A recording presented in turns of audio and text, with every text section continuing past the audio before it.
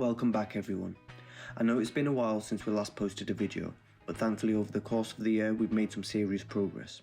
I'm pleased to announce that as part of the City of Culture, Bradford is bringing back the BTS Lit Festival, and Fayakunu has been commissioned to produce a monumental sculpture representing Bradford. The sculpture takes inspiration from Lister Mill's Chimney, which was the largest silk factory in Europe and for over a century had workers migrating from all over the globe to contribute to the lucrative textile trade of Bradford. My grandfather migrated from Pakistan to work in the mills of Bradford, and I chose this project to represent a beacon to an industrious future while celebrating the diverse heritage of our city. So I set about designing the beacon on Fusion 360, carefully studying the intricate details of the chimney and recreating them using CAD. I then modelled the steel frame to fit the external faces and refined them until I produced a drawing to be hydro-cut, providing me with steel plates that simply needed to be welded in the corners to create the frame. In these drawings you can see how the Jesmonite faces butt up against the frame, but as I wanted to cast these pieces I'd have to create a negative mould to work from, whilst also making sure that corners and finer details wouldn't be trapped in places. So in my initial designs you can see that the pieces make up a mould whilst maintaining a 1° angle at the edges with a 45° angle mitre. The plan was to have them CNC machined and then to put the pieces together, creating the mould for them to be cast. The idea was that the pieces would be able to separate, leaving the Jesmonite casting intact, but as you can see later on there were some issues that we encountered with CNC and we had to redesign the moulds a couple of times. Now that the designs had been completed, I had to turn my attention back to the workshop, which was absolutely bare. We'd just put down the Yorkshire flagstones, so we finally had a sound floor, but we barely had any lighting in place or any shelves, so my first task was to build myself a bench and some shelves to store my tools. Once that was all done, we were set to go and take our drawings over to Andrew, who runs Chimp's Forge, and get him to fabricate the steel frame.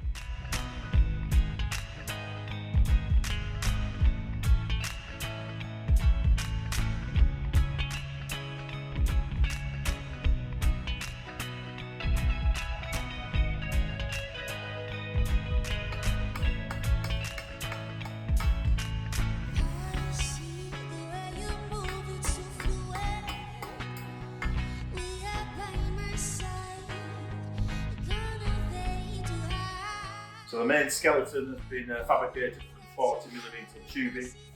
So you can see with a slight tape to it as per the design. Some nice angle line inside to hold the glass structure of the sculpture. And then for the main base, for the stability, we've got it fastened to some big plates that have been water cut, and you can see there's relevant holes in them where there's some 20mm studding being put in place. So all this sits on top and then direct bolts and deck.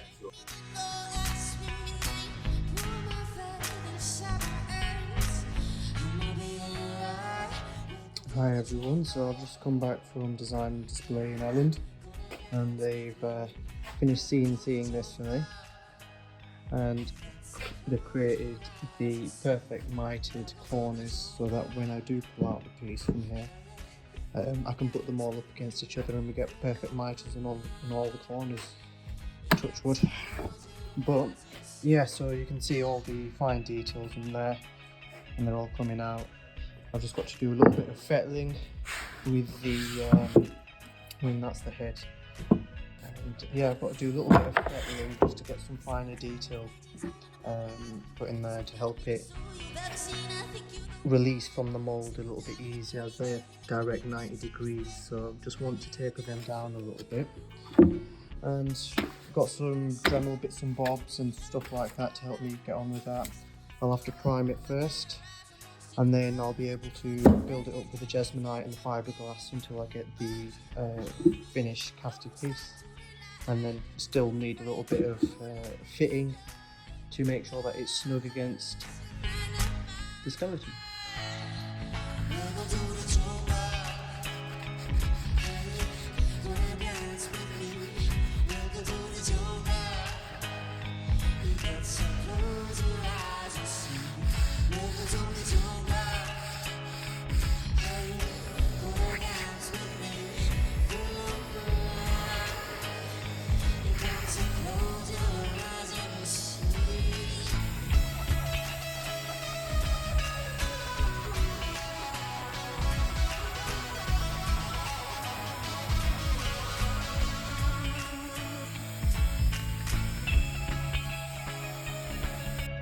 So the Jesmonite won't actually come up past here.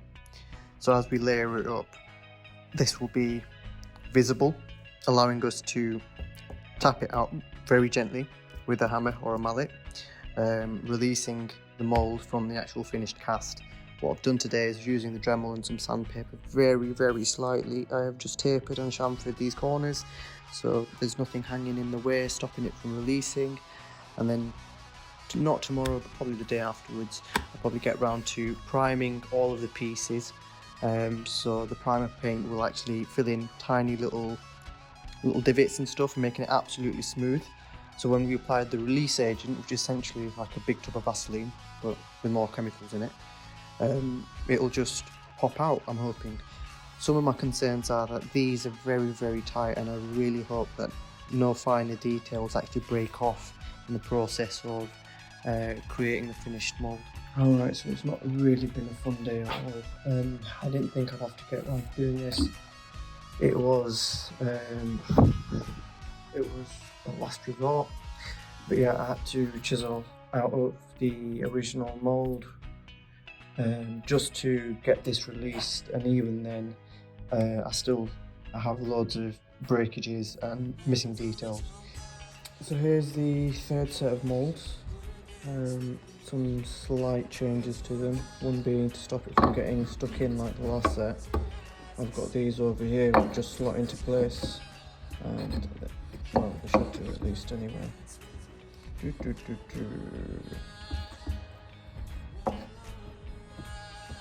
There we go. So they just slot into place. So I've primed these and sanded them and given them a final priming, and then tomorrow, once they're nice and dry, I'll give it another sanding. And then we clean it up so we can put on the release agent and then start casting from inside them. Could be butter, could be Vaseline. I'm not willing to try it out to let you guys know, but it seems to be easy enough to apply with a brush, thankfully, because I'm out of clean cloths. No surprise there.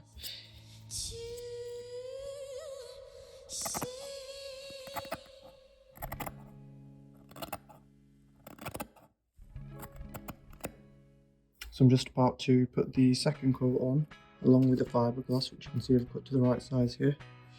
And then by stippling it, and get it to adhere to the surface. So I put on a coat underneath, laid it on top, and then applied another coat on top whilst pushing out all the air bubbles with the brush and get it right in there.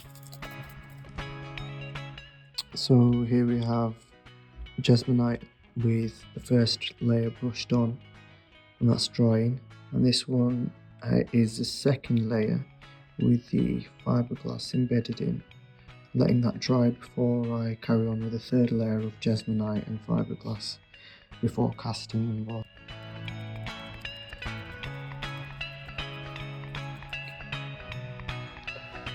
So these are the cast pieces for the legs, and they've come out quite nicely.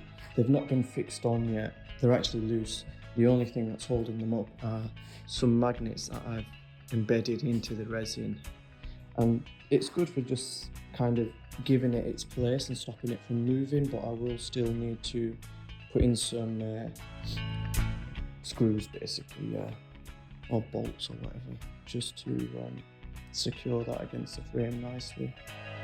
But yeah, so we've got this cast out from the second CNC which came back, neater in a lot more places, and basically that's the head, that's the shoulders, and I've had to hand model some of those pieces. But yeah, so the plan is, there's our vacuum chamber. We're currently just getting the silicone ready. We'll have to degas the silicone and then pour it into these moulds, and then use these silicone moulds that come out of it to then cast the final Jesmonite pieces for the rest of the sculpture. So yeah.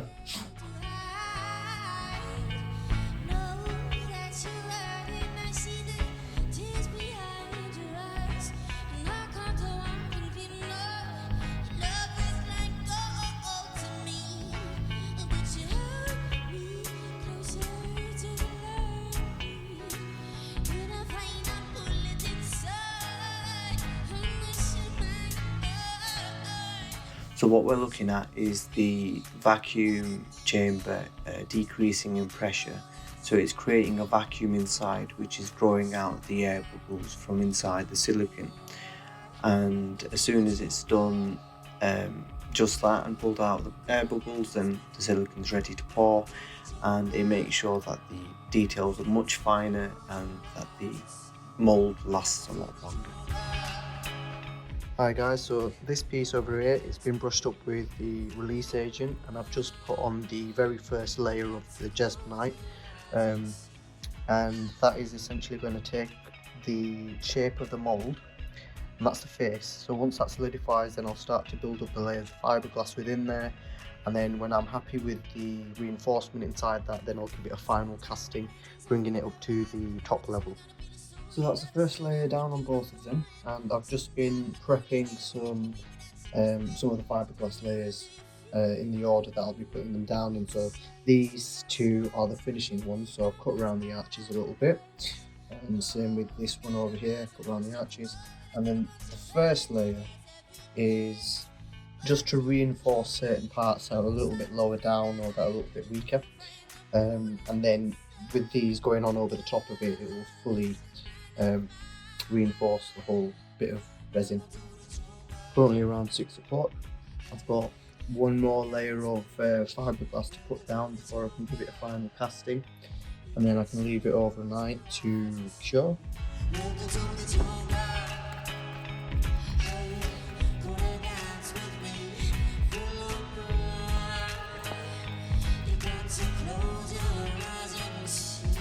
So here we are, I've put down the final layer of Jesmonite and I've smoothed it over the top, giving it a flat surface. We'll let this cure overnight and then I'll pull it out of the silicone mould.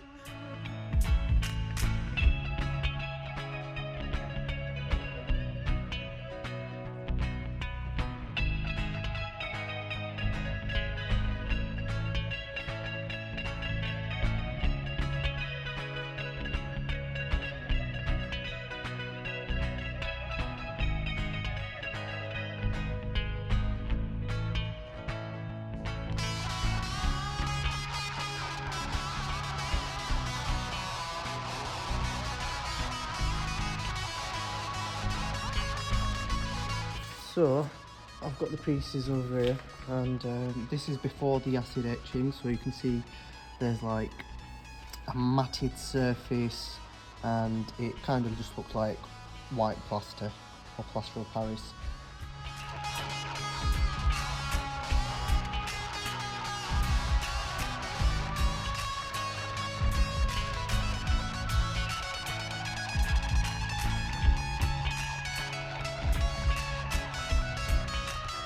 So this is the acid etch version, and you might just be able to see that the sparkle in the aggregate is coming out. And it looks quite nice. It's got a nice texture to it.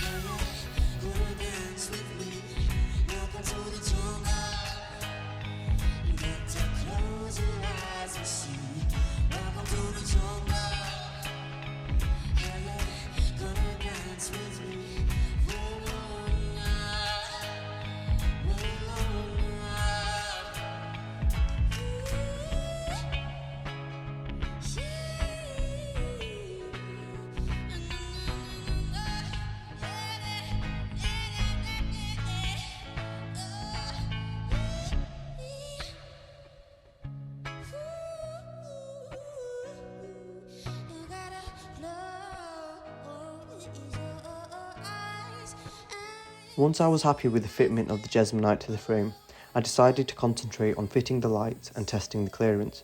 Thankfully there was about 2 centimetres worth of clearance, which means that my designs months ago had worked out perfectly.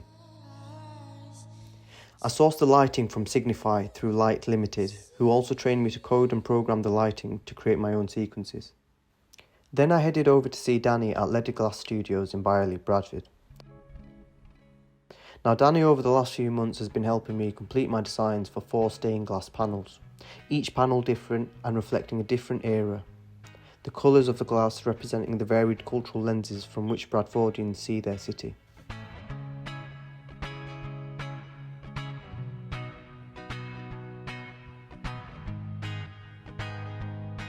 As you can see, Danny cuts the glass according to the patterns of the design. Then he joins the glass pieces with lead, soldering them, rubbing the joins with tallow, and then cementing over the joins, leaving it to dry, which increases the rigidity of the glass pane. The variety of the glass was unbelievable, and a lot of the glass pieces used in our frames are one-off pieces which are out of production.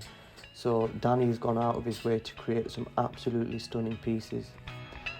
One of my favourites is the William Morris inspired pane, which we looked at his botanical drawings and designed an oak leaf style window frame, which looks absolutely stunning with the one-off green panels of glass. This piece is inspired by Mario Negro and his artwork, and looking at rift amongst order. There was only a few more things to do, so I had to cut out 40 brackets out of the brass and hammer punch them